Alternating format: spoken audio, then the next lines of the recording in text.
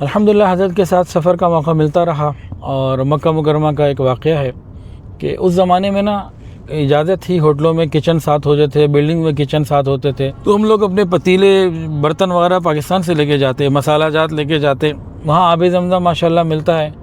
تو پینے کے لیے تو آب زمزم ہم لوگ منگواتے ہی تھے۔ تو ایک دفعہ یہ کیا کہ بھئی جو کھانا پکاتے ہیں تو اس میں بھی زمزم ڈالا جائے، تو میں بڑا خوش تھا کہ لو جی اس دفعہ تو بڑا کمال ہو گیا جی، کھانا بھی آب زمزم میں بن رہا ہے۔ تو خیر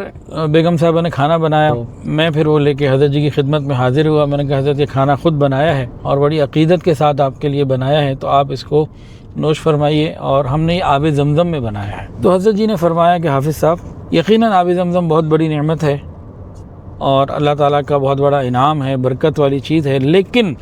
ایک باپردہ عورت کا، ذکر کرنے والی عورت کا ذکر فکر کے ساتھ کھانا پکانا یہ آب زمزم سے زیادہ مفید ہے، زیادہ اہمیت رکھتا ہے۔